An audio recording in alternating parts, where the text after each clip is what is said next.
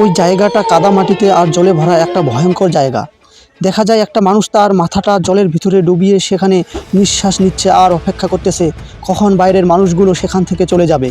আর জলের ভিতরে দেখা যায় ভয়ঙ্কর বড় একটা কুমির তার দিকে এগিয়ে আসতেছে। লোকটা একসময় রাস্তার মধ্যে দেখতে পায় তার বন্ধুর কাটা মাথা পড়ে আছে, কিন্তু সে কিছুই করতে পারে না, কারণ সে জানতো যে একটু ভুল করলেই মুহূর্তের ভয়ঙ্কর কিছু হয়ে যেতে পারে। এই লোকটা এমন একটা ভয়ঙ্কর জায়গা থেকে এসেছে যেখানে মানুষের মাথা কেটে সবসময় লাঠিতে বেঁধে রাখে, সবসময় প্রতিদিন রক্ত, মৃত্যু, কাদা, ভয়ঙ্কর সময় নিয়ে পালিয়ে বেড়াচ্ছে সে।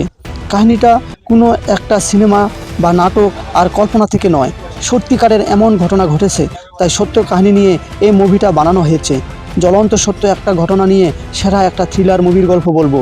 আমাদের মুভি হিস্টোরিতে প্রেস অ্যান্ড ইমানসিপেশন মুভি। মুভিটার নামেই হলো ইমানসিপেশন। মুভি শুরু হয়, দেখানো হয় 18 শতকের উত্তর আমেরিকা চায় দাস প্রথা উঠে যাক, আর দক্ষিণ আমেরিকা চায় দাস প্রথা থেকে যাক। দাস কাকে বলা হতো? যারা কালো চামড়ার লোক তাদেরকে দাস বলা হতো, আর এদেরকে পশু পাখির মতো বেচাকিনা করা হতো।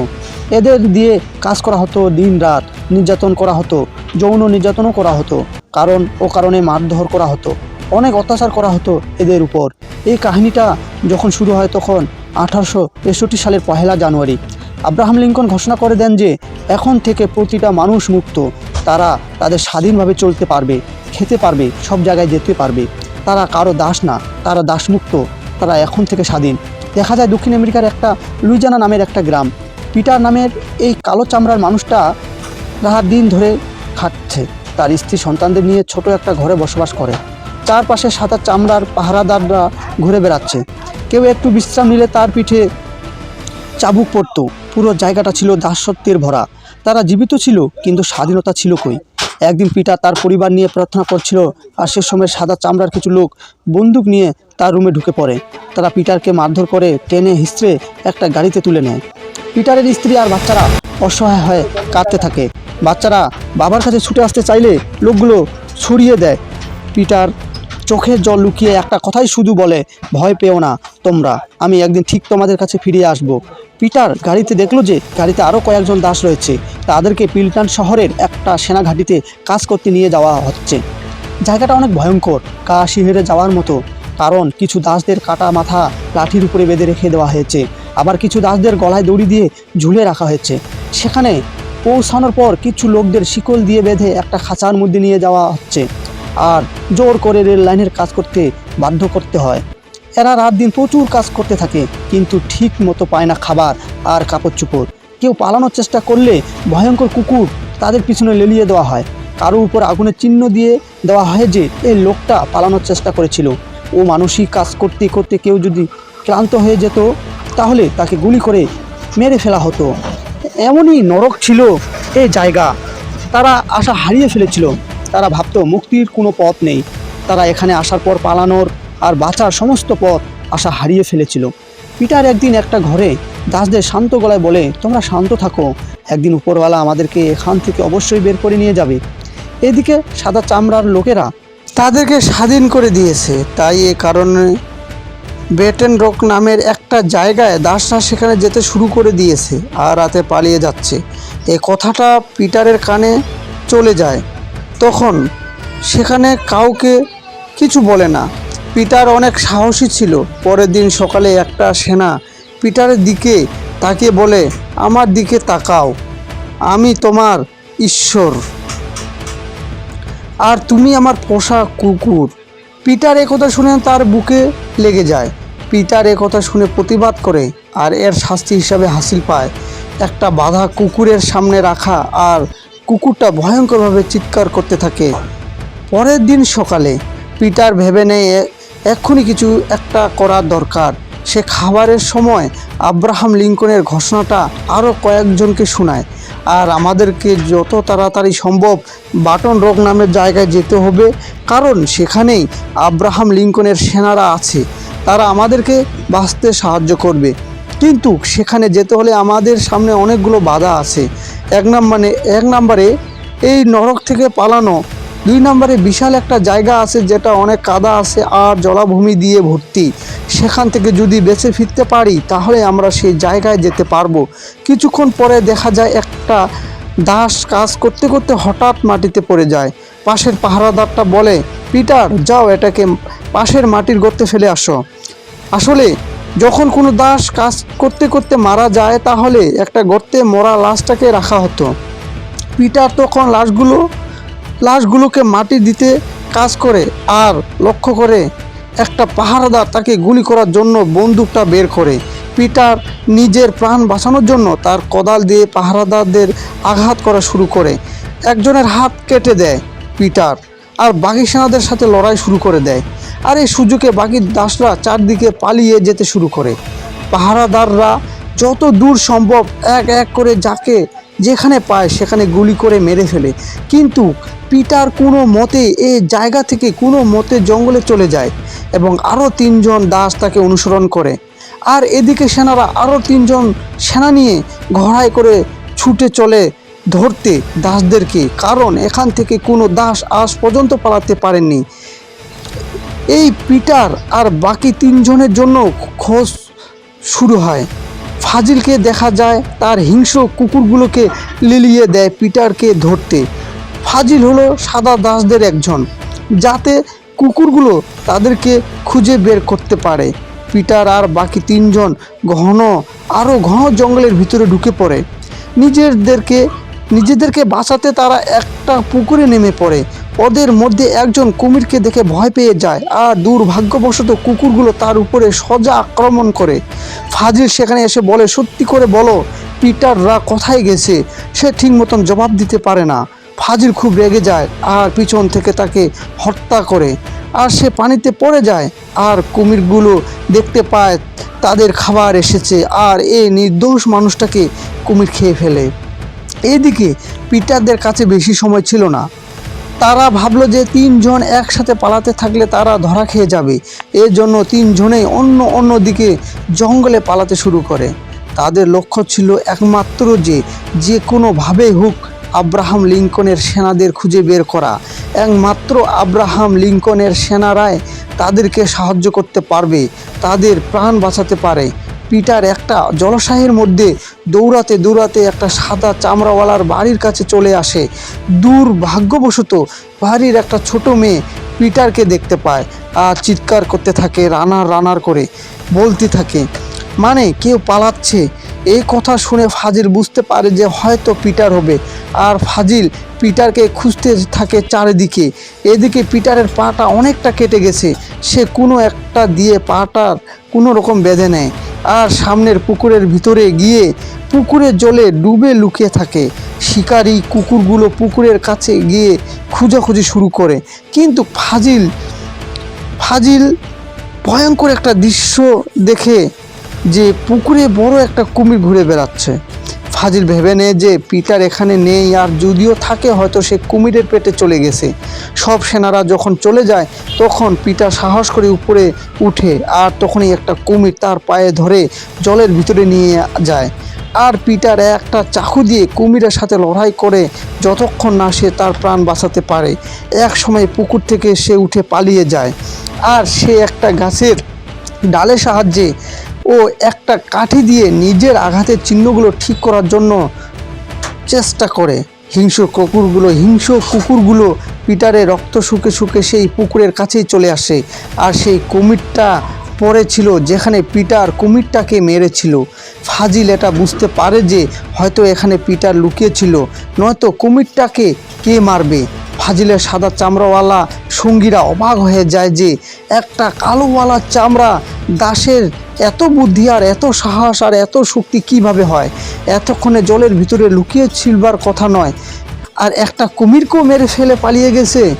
তারপরের দিন পিটার বুঝতে পারে যে তাদের পোষা কুকুরগুলো ট্রেনিং প্রাপ্ত, যেভাবেই হোক পিটারকে তারা ধরে ফেলবে। তাই পিটার বুদ্ধি করে তার শরীরে কাদা মেখে নেয় যাতে করে কুকুরগুলো তার শরীরের গন্ধ না পেয়ে যায়। পিটার জঙ্গলে চলতে চলতে একটা গাছের উপরে ঘর দেখতে পায়। সেখানে সে মন ভরে জল খেয়ে নেয়। এরপরে একটা চাকু নিয়ে গরম করে তার ক্ষত স্থানে লাগিয়ে নেয়, যাতে করে তার ক্ষত জায়গায় জীবাণু অন্য জায়গায় যেতে না পারে, যাতে করে তার শরীরের অংশগুলো পচে না যায়।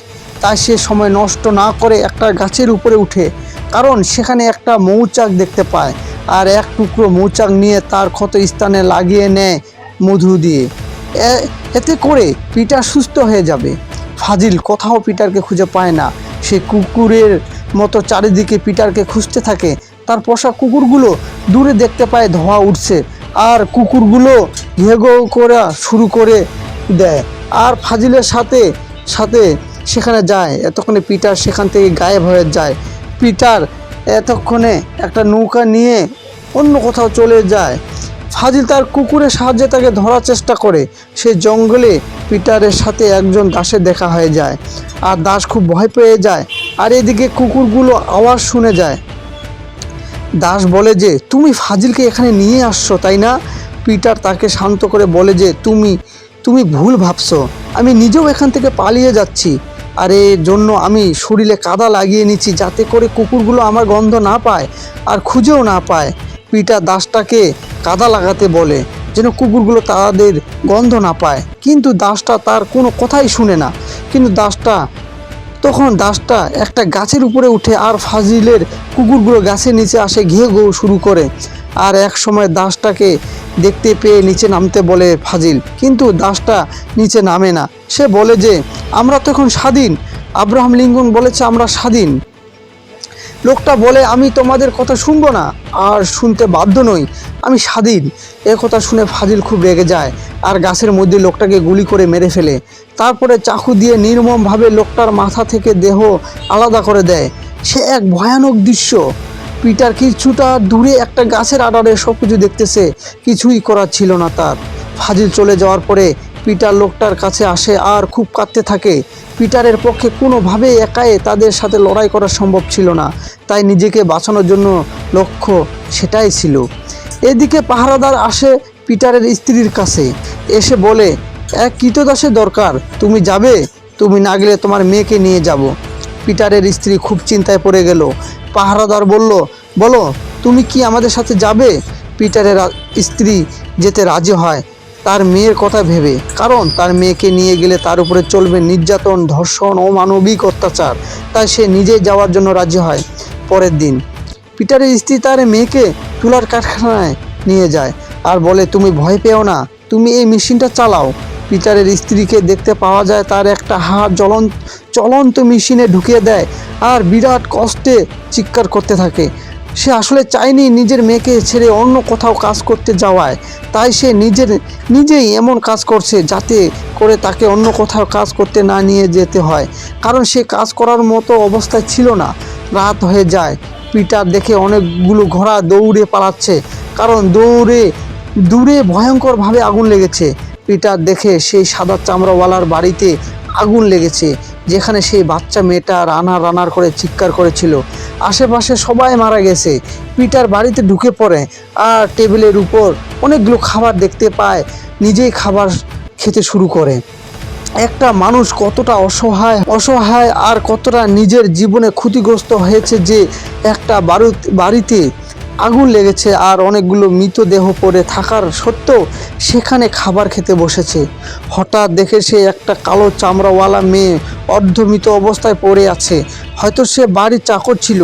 পিটার তাকে বাড়ির বাইরে এনে সুস্থ করার চেষ্টা করে, কিন্তু হঠাৎ ফাজিলের এক সাথী তাকে ধরে ফেলে এবং ঠান্ডা গলায় বলে, ওটাকে ছেড়ে দাও, ওটা এমনি মারা গেছে। বাচ্চা মেয়েটা শুধু একটা যিশুর ক্রস দিয়ে সেখানেই মারা যায়।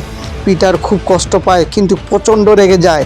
পিটার সেই ক্রসটা দিয়ে সেই লোকটার উপর হামলা করে এবং তার থেকে বন্দুক নিয়ে আরেকটা সঙ্গীকে মেরে ফেলে। এরপরে পিটার তাড়াতাড়ি জঙ্গলের ভিতরে পালিয়ে যায় এবং ফাজিলের কুকুরগুলোকে গুলি করে মেরে ফেলে। সে দৌড়াতে একটা নদীর কাছে এসে পৌঁছায়। সেখানে অনেকগুলো মৃতদেহ পড়েছিল। দূরে গুলির আওয়াজ শোনা যায়। পিটার বুঝতে পারে যে এই গুলির আওয়াজ আব্রাহাম লিঙ্কনের সেনাদের, কাছ থেকেই আসতেছে। এতদিন ধরে এত কষ্ট করে কাদা রক্ত জলাশয় ভূমি সব কিছু পেরিয়ে সে তার স্বাধীনভাবে বাঁচার জন্য শেষ সীমানায় এসে গেছে। কিন্তু দুর্ভাগ্যবশত ফাজিল একটা ঘোড়ায় করে এসে পিটারকে ধরে ফেলে। তার মাথায় বন্দুক ধরে বলে, একটা কাজ করো, আমার কাছে প্রাণের ভিক্ষা চাও, কারণ আমি তো তোমার ঈশ্বর। ভুলে গেলি সব কিছু। পিটার তার কথায় কোনো উত্তর দেয় না, কিন্তু ফাজিল তাকে গুলি করার আগেই কে জানি তাকে গুলি করে দেয়। এবার ফাজিল সোজা পিটারের বুকে পড়ে যায়। পিটার বলে, না, তুমি আমার ঈশ্বর না।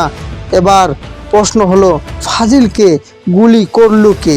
ফাজিলকে আব্রাহাম লিঙ্কনের কালো সেনারা এসে মারছে। তারা এসে পিটারকে বাঁচায় আর সেনা শিবিরে নিয়ে যায়, চিকিৎসা করে, কিছুটা সুস্থ করে। এখানে অনেকগুলো কালো চামড়াওয়ালা দাস ছিল যারা অনেক দিন ধরে কিছু খায় নাই, শুধু সারা রাত দিন ধরে সাদা চামড়াওয়ালাদের মানুষদের পিছনে খেটেই চলেছে। তাদের এতটাই কষ্ট যে তারা মানুষ হয়ে মানুষের মতো জীবনযাপন করছে না। পিটার সুস্থ হওয়ার পর একটা সাদা চামড়াওয়ালা অফিসারের কাছে নিয়ে যাওয়া হয়। সেখানে দাসদের নাম, বয়স আর কার অধীনে কাজ করেছিল সেটা জিজ্ঞাসা করছিল। এটা দেখে পিটার খুব বিরক্ত হয় আর বলে যে, আমরা কি এখনও স্বাধীন নই? আমি আমার নিজের পরিবারের কাছে যেতে চাই। কেন আমাদেরকে এখানে আটকে রাখা হয়েছে? অফিসার বলে, যুদ্ধ এখনও শেষ হয় নাই। তুমি ইউনিয়নের সেনাবাহিনীতে যোগ দাও, নিজের স্বাধীনতার জন্য যুদ্ধ করো। পিটার না চাইতেও মেনে যায় এবং আরও দুজন সাদা চামড়াওয়ালা মানুষ তার ছবি তুলতে নিয়ে যায় আর বলে যে, আমরা তোমাদের ছবি তুলে সারা দুনিয়ায় দেখাতে চাই যে তোমাদের উপর কতটা অত্যাচার হয়েছে। পিটার জামা খুলে পিছনে মুখ ঘুরে বসে। পিটের ভয়ঙ্কর অবস্থা দেখে সবারই শরীর শিহরে উঠে, কারণ তার পিঠ জুড়ে ছিল শুধুই চাবুকের দাগ। বছরের পর বছর ধরে তাকে চাবুকের মার সহ্য করতে হয়েছে। পরের দিন পিটার যুদ্ধে যোগ দেয়। সবাই যখন যুদ্ধ করতে যায় তখন শত্রুপক্ষ তাদের উপরে বোমা ফেলে। সবাইকে হার মানে না, সবাই যুদ্ধ করতে থাকে। একের পর এক অন্যকে গুলি খেয়ে মারা যায়। এমন সময় একটা বোম পিটারের সামনে এসে পড়ে আর সে জ্ঞান হারিয়ে ফেলে। জ্ঞান ফিরে সে দেখতে পায় সে একটা রক্তমাখা জলের উপর শুয়ে আছে আর তার চারপাশে একটা সেনা ব্যথায় খুব কাঁপছে। পিটার তার কাছে যায় আর দেখে যে সেও মারা গেছে। পিটার খুব রেগে যায় আর চিৎকার করে জট বেঁধে শত্রুদের উপর হামলা শুরু করে দেয়। নিজেদের দলের অনেকে মারা যায়, কিন্তু তারা শত্রুদের হারিয়ে দেয় এবং এই যুদ্ধে তারা শেষ পর্যন্ত জিতে যায়। এরপর তারা একসাথে নিজেদের গ্রামে ফিরে আসে। এরপর সাদা চামড়াওয়ালাদের মানুষদের মেরে ফেলে, যারা অনেক বছর ধরে কালো চামড়াওয়ালাদের উপর অত্যাচার করেছিল। পুরো গ্রাম এবার জানতে পারে যে তারা স্বাধীনতা পেয়েছে। সবাই এখন স্বাধীনতা পেয়েছে, সবাই আনন্দ করছে তাদের পরিবারের লোকদের সাথে। পিটার তার স্ত্রী সন্তানদের দেখতে পেয়ে দৌড়ে কাছে গেল। সবার মুখে হাসি আর আনন্দের কান্না। তারা স্বাধীনতা পেয়েছে তাদের আত্মা বিসর্জন আর একজোট হওয়ার কারণে। স্বাধীনতা আমাদের অধিকার। ভিডিওটি ভালো লাগলে লাইক দিতে ভুলবেন না আর আমাদের